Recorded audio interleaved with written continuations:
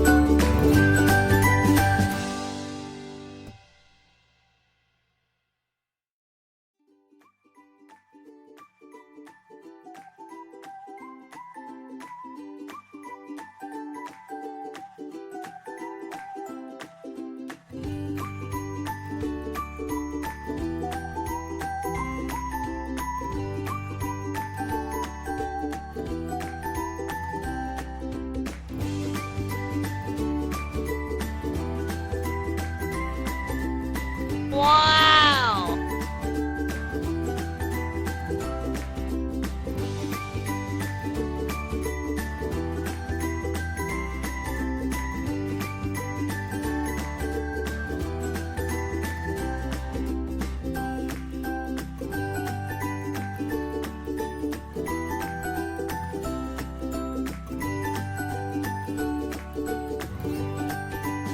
So yun guys, i-mix mo lang ng mabuti, tapos ayan, paghalo-haloin mo, tapos gradually dahan-dahan lang po yung paglagay natin ng mga liquid ingredients natin para maging pantay po yung paghahalo natin. So Huwag po natin hayaang ano po siya, na may matitirang flour na may matitirang flour na mag-ipon-ipon. So ayun guys, so ganda lang po natin yung pagbe-bake natin. So make sure po na maganda po, maging comfortable po kayo sa pagbe-bake para maganda yung kalabasan ng cake natin, ng Ube cake natin. So ayan mo muna i-set. So ayan po, ayan, diba? Napakaganda ng kulay, diba? So elegant tingnan, and then ayan.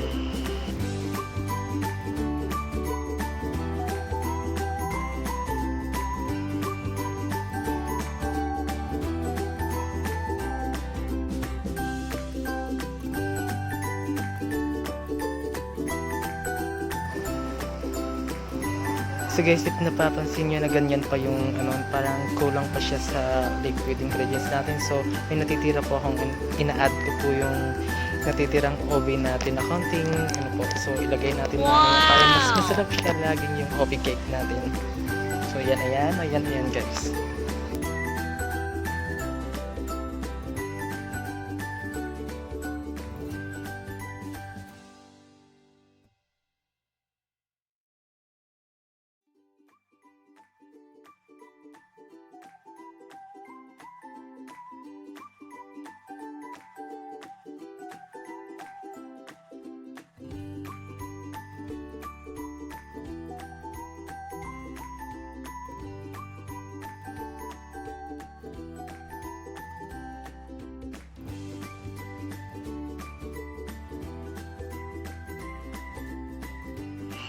So yun guys, i-grease mo lang yung rice cooker natin, tapos grease nyo ng cooking oil, and then after this one guys, ilagay na natin, insert na natin yung yung cake paper natin. Ayan, so lagyan natin sa loob siya, tapos so i-grease mo lang siya ng mabuti para hindi siya didikate yung cake natin. So ayan po, pantay lang po natin, lagyan ng mantika sa gilid-gilid para hindi siya para madali siyang matanggal mamaya natin.